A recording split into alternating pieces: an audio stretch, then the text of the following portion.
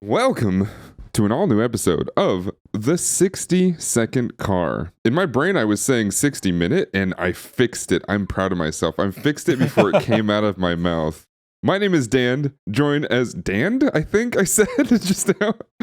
Joined as always by my co-host with the most Daniel. And I've done this totally out of order. This is the podcast that covers every single minute and every single moment of the Fast and the Furious franchise. But now, do you know what time it is? Oh, it is diesel time. 60-second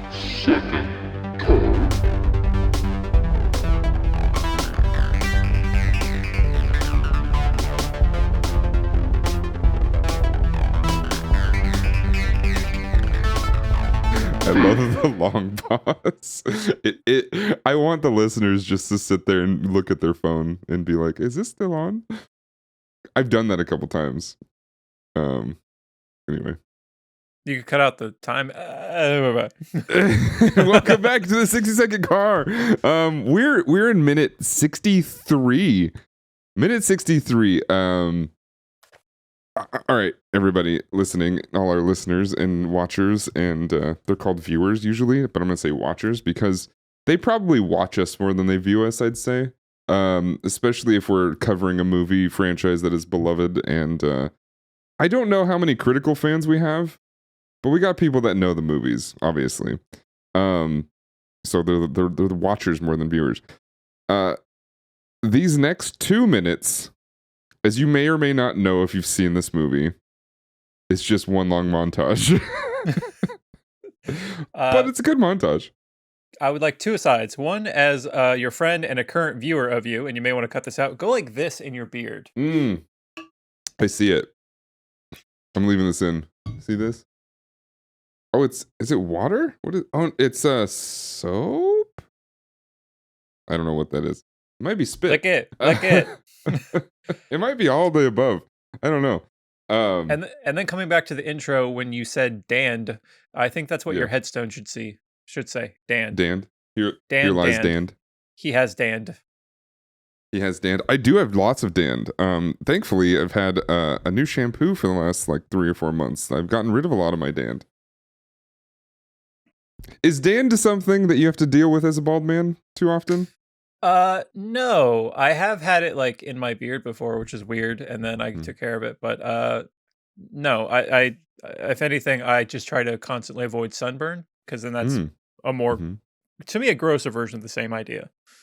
Are you a hatman at festivals and stuff?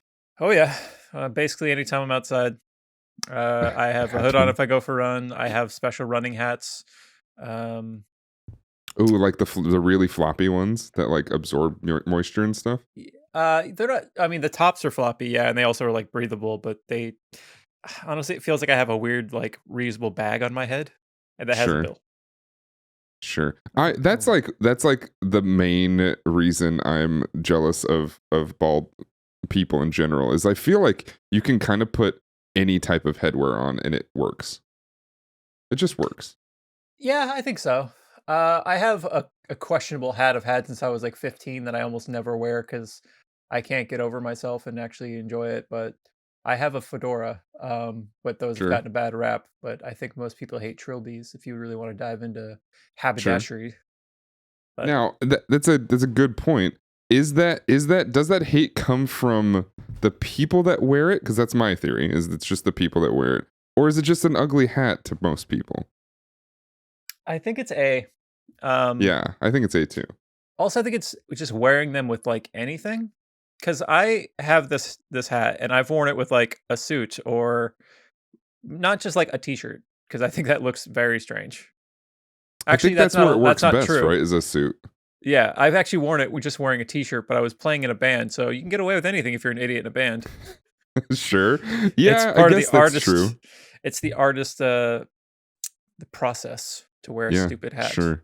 He's just being an artist, guys. Yeah, artists. I mean, as we've probably seen in the last few years, especially with comedians and other musicians, artists have gotten away with a lot in the world of entertainment and media over the last, I don't know, several hundred years probably. But I think that has shrunk maybe quite a bit. I know there's certain comedians that have done probably pretty normal stuff as far as comedians go and are no longer doing anything anymore.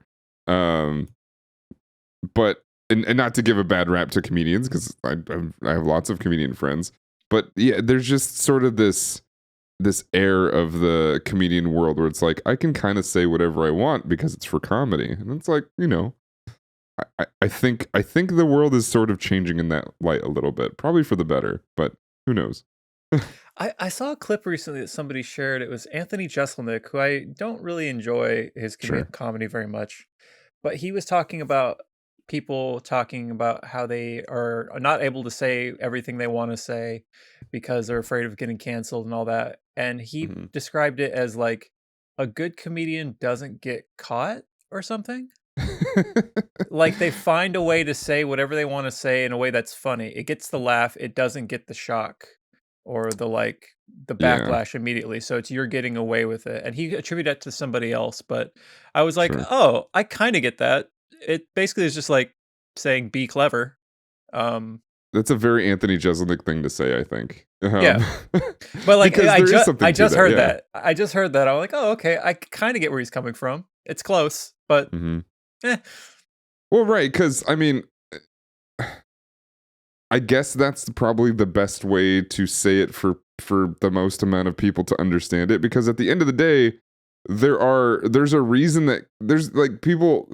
So okay, we'll say this. I'll just say this straight up. Racists will straight up point at comedians and be like, "He said it. How come I can't say it?" Without understanding that you probably said it very differently, or you said something that is a totally different context version.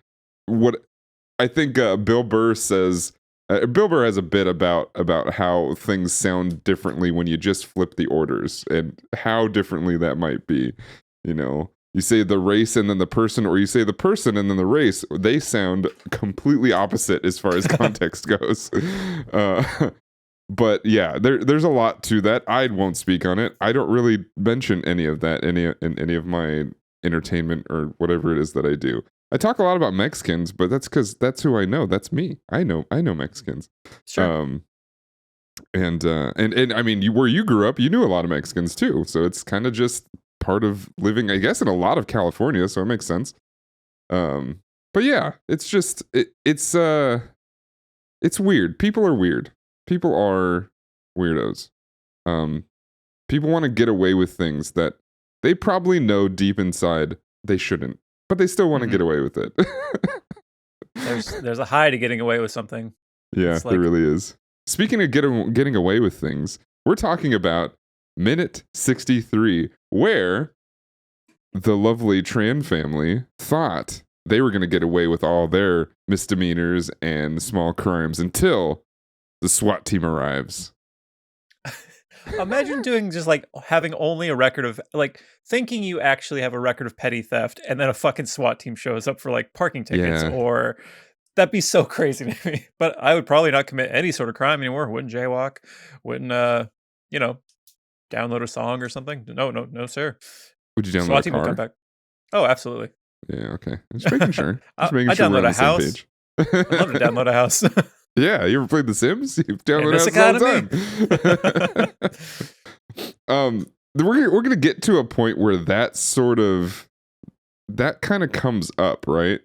Because obviously we still have our montage of we're flowing into the montage from the last episode of all the cops getting ready and preparing their speaking of preparing Yes. their very ill-equipped weaponry.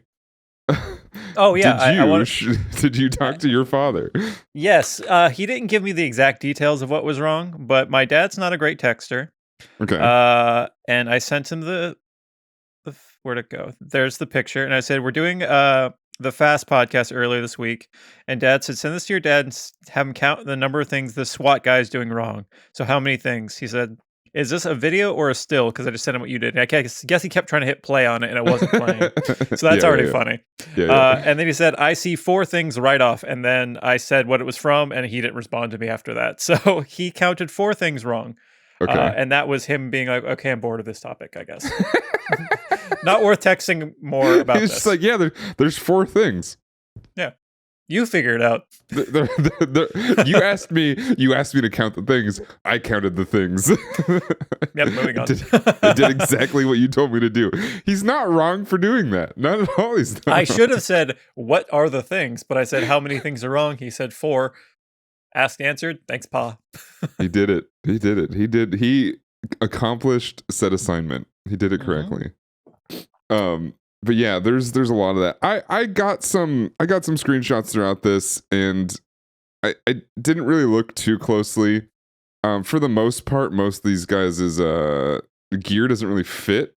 But I feel like in the early 2000s / late 90s, I don't think a lot of this stuff was made to fit as it does now.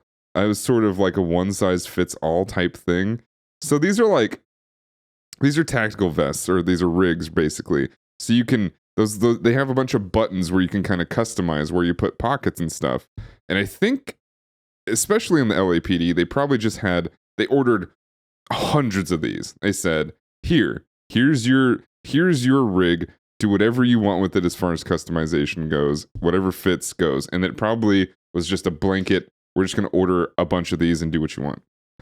So that's pretty much what they're wearing here. And I guess it makes sense as to what they put on. I don't really know what you need to go into a thieving, like that's kind of the thing too. And this is probably just typical LAPD stuff, but none of these guys are being arrested for shooting people, right? It's just stealing trucks. So like, is it just we're going to capture people, so we need to come as if they're going to start shooting at us, and we're going to have an all-out brawl in the streets, and that's just how it goes. Well, I mean, you're mostly right, but they attack the truck drivers, and then we don't know what happens with them other than getting poked, and then they get mad, and then they call their friends. So they are alive, I guess. But so yeah, I don't think they've done any, like, I don't think there's been any shooting or gun violence in any of these crimes, though. Well, didn't they? Well, they know that they shot up Brian's car. I guess they. I guess they do know that. I guess technically they know that. Yeah. Yeah. And then I was thinking the other violent thing was Dom, but he's not the one getting raided, so I guess that's it. They shot at the car. Mm-hmm. They are poking people in the neck and taking their trucks, so they might get poked in the neck and have their car shot. I don't like calling it just poked in the neck. Well, it feels weird. It feels strange. Sedated, knocked out. I don't know. I don't think they died. Sure. They're like getting Ramoned. I get it. I don't. I want to be sedated. I want to be sedated. That was a stretch. I understand. How many more minutes of this can I stomach? I know how many more we have. How many more can I handle? It's just, I don't know. It just reminds me of typical LA stuff. There's also a lot of back and forth, as you may remember from the movie if you've ever seen it, anybody listening, or maybe it has been a long time. There's a lot of back and forth and it kind of feels, is it meant to be, this could be taken a couple different ways. How I'm choosing to take it right now is, all my friends are working on my car that is definitely for me, while I'm out here doing something that they don't really know about or care about, I guess. But I guess they would care, but I'm out here, for all they know, I'm fucking off. And they're just working on building my car. So it's funny you mention that, because I actually have a note that says, honestly, this is a pretty cool juxtaposition of Brian's conflict of doing cop shit and car stuff. Yeah. So, but the fact that he's not there working on his car did not occur to me. Because the way you took it was probably how the director meant it. Well, because I immediately got distracted, because what you're talking about, the other side of the cop stuff, immediately, like, or slowly shifts away from being about the cars because Mhm. they're like working on the car, they putting on the stickers. He's got the NOS, he's about to install that, and then suddenly it becomes more about Dom and Letty. Which why? Sure. Sure. Like you could, During this song, yeah. yeah, during this song and this whole car montage, but like Uh-huh. no reason for it. It's that nos. It just flows through your veins, and you just do what the nos tells you to do. If there's a NOS leak, you have to like put down your wrenches. Are the guys there? Are they like looking over and like, oh, they're back at it. We gotta go. They shut the blinds. They're like, shh. But they're peeking through the blinds. Yeah. Mom and Dad are hugging. I don't know. It is weird. Let me see what else we have. Yeah, just Oh yeah, they're working in putting the car. on the. I think that's. I don't actually know what that's for. I've seen that in a bunch of it's for cars. a car. It's for a car. That is correct. Yeah, But you they're can ask just me anything. gauges. Like I've always seen. Like when the Fast and the Furious came out for the first time, these excess gauges just started popping up in cars. I do remember this, yeah. And it was just, and to me, when I was, that age, I was like, it's just because it's cool and it makes it seem like you added stuff to it. But my question still, as a, 33-year-old man, were they all necessary to read every bit of whatever's going on in a vehicle? Because now, I don't even think that people care about what's going through these gauges anymore. I have like mine's a stock car, not like a stock race car, but Sure. stock. Yeah. I have 2 gauges. I have how fast I'm going and how much my engine is breathing, I think.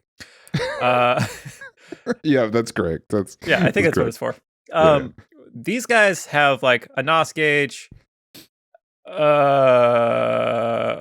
That's it. That's the only other. That's the third thing I could think of that they could need. Everything else might just be doubles because it's cool. Well, Heat, maybe? even on their stock stuff, they've got quite a few things. They've got the tachometer in the middle. You've got the speedometer on the right. I think there's probably like, I guess this would, on the left hand side there would be like the oil pressure and maybe the fuel gauge and stuff like that, maybe. But yeah, there's a lot going on here. Have you ever been in or driven a Tesla? So Shaking my head, no. I've never driven one, but I've been in one. Oh, I have a question. Yes. How do the doors work? How the doors work? Yeah, they look it's- flush. Yeah, and then- it's way less complicated than it looks. In my what I thought was supposed to happen is you're supposed to put your hand near it and the handle pops out, which might be a thing in some other cars. The ones that I've been in, you just push one of the edges and then the other side pops out and then you just pull it. Oh. Yeah, it's That's pretty disappointing. underwhelming. Yeah. Okay, It's sorry, definitely you were actually underwhelming. I have not encountered one, so I've been wondering that for a long time. But wouldn't Yeah, Google it. It's much more mechanical than I think I expected it to be.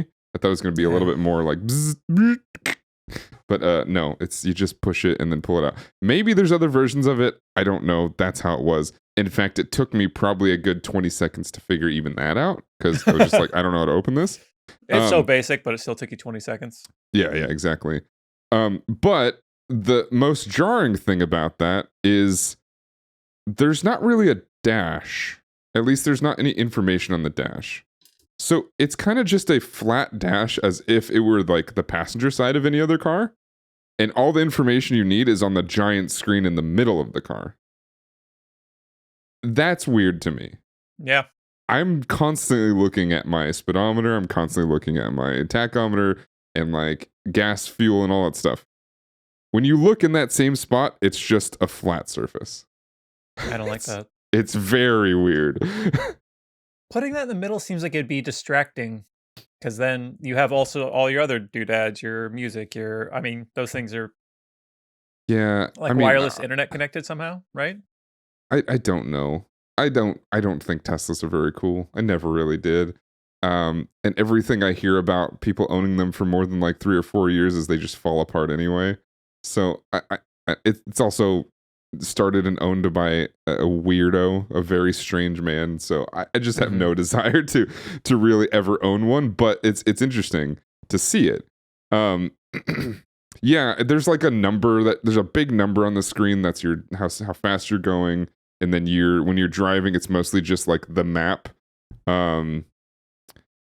it was an Uber that was picked up in the Tesla was trying to open, and couldn't for like a little bit, and the driver just kind of sat there and let me struggle for a little bit. But he also had his like Uber phone connected to something else, so he also had his another little display to look at, and it does seem like a lot. And I don't know if I'd probably get used to it, obviously. Also, from what I understand, is like the moment you let off the gas on a Tesla, it sort of stops moving forward. If you just were like gas, gas, gas, and then just let off, it would sort of like jerk you forward a little bit. It's very weird in that sense. I don't know. like that. No, I don't like it either. I am into buying an electric car very soon, but not something that drives or looks like that. So we'll see. But yeah, that's all weird. So now we've gone from having very few things in your dash in like the 70s and 80s to then adding more stuff as we see here. And then we get to the 90s, 2000s, and then we just add more stuff. And then now we're in the later 2020 or early 2020s, later 20-ish, whatever. And we've taken even more stuff back out, and we're back to minimalist again, kind of. Yeah. Because like there's these Honda Civics that the dash is just the speedometer. It's like a bar or something like that. Weird. Oh, okay. Yeah. I have Katie drives an older one, and it's still got a couple, but man. But how many cup holders? That's the key. Two. Two. Okay. There's a meme. There's a meme of I forget his name, the guy who plays Han, talking about how much he loves his Toyota Sienna, I think it is. It's a minivan, and he just talks about how many cup holders it has, and it's great, and he loves it. And then he gets asked like additional questions from like other interviewers, and they're like, "What are you gonna do with all those cups?" He's like, "Or all those cup holders." He's like, "I'm gonna put cups in it." What do you mean? Good point. Because people get so critical of these actors who are in these car movies. My Mini Seats 4 has 5 cup holders. Don't know why. There's no middle seat in the back? Nope. No. I mean, you could probably fit somebody there, but there's not a seatbelt. It's not meant to be. Yeah, okay. Mm-hmm. There's 5 cup.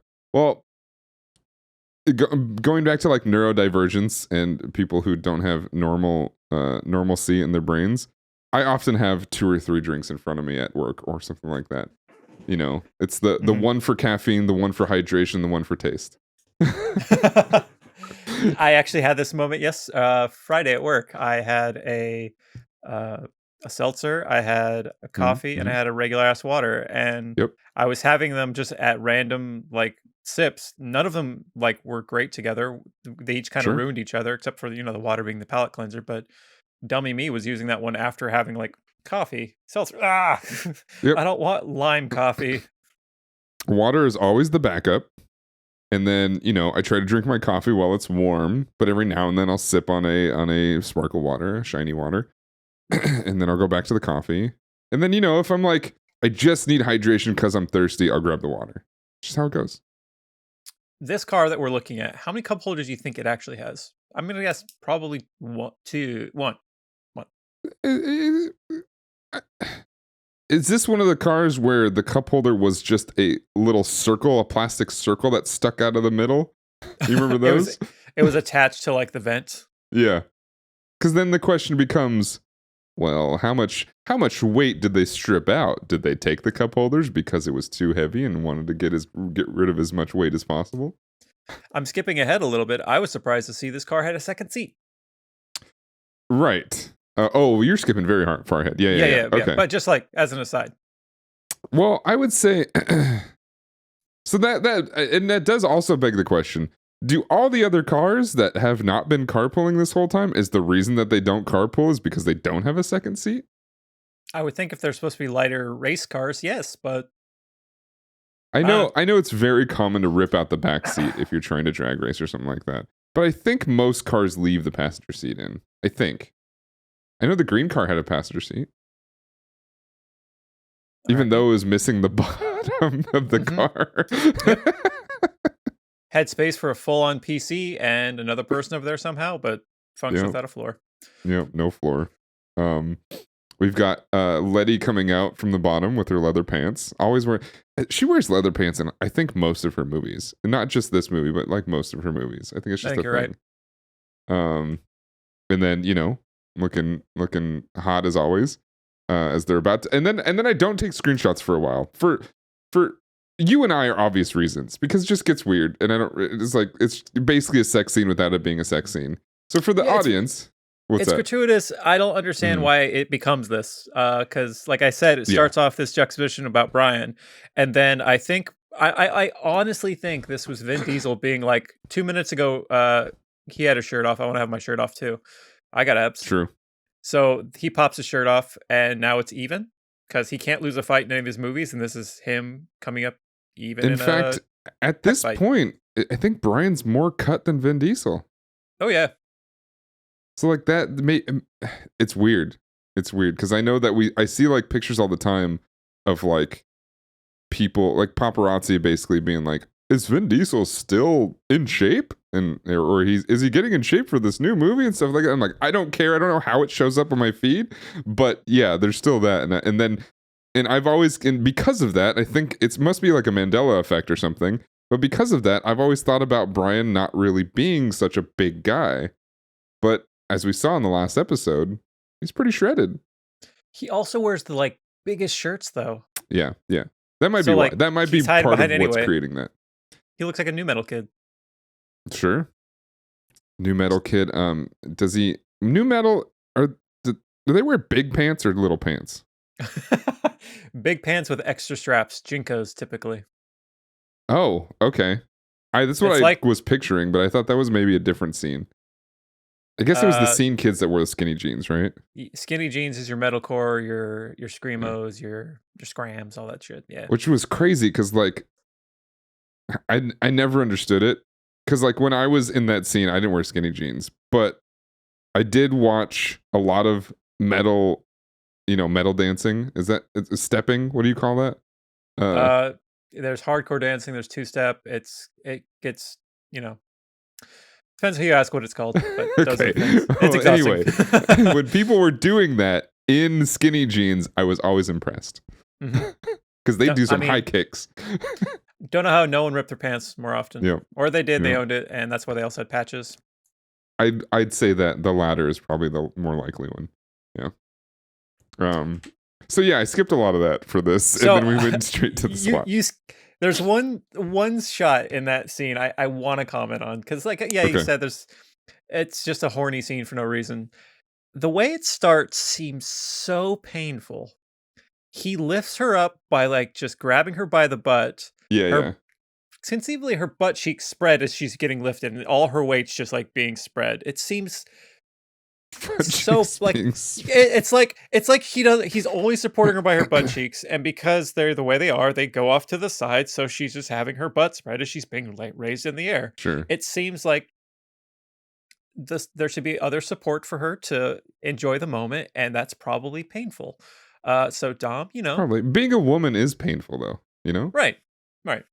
And when you've got that muscle man coming at you, it's probably he's probably stronger than he knows he is. Well, because it's either that, right? It's either exactly how you described it, or it's the exact opposite to where he's keeping that leverage by squeezing her hips together.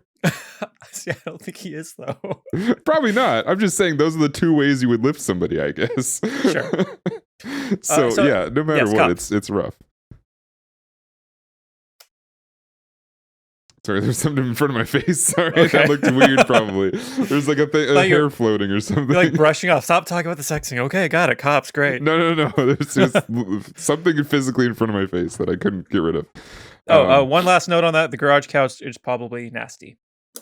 I do have a shot of that. It's actually after this. Actually. Oh, okay. Yeah, here we go. Okay, I didn't know how much of this you clipped out. Anyway, so I mean, they keep showing this part, man. They keep showing it. So I was like, I might as well get one shot that's not like pornographic. I guess. I say that like an old man. I personally don't care, but I'm sure YouTube cares, and that's the only reason. So first of all, or second of all, I should say, whose car is this right here that they're working on? Oh, great question. I didn't clock that was anybody else's, but yeah, no idea. Oh, maybe they actually do a business here. And this is somebody else. Yeah, I think it's got to be somebody else's. I don't know. Obviously we have Brian Supra here on the bottom left, but is this has got to be the cage that Jesse works in, right? With the computer? I would think so. This garage is kind of big. But yeah, there's that. I don't even know. Is that a couch or is that a chair? I thought it was a couch, but maybe it's not. It looks skinny. It might be a couch. I think at some point you do see them on a couch. There are a couple of screens before we actually end this minute.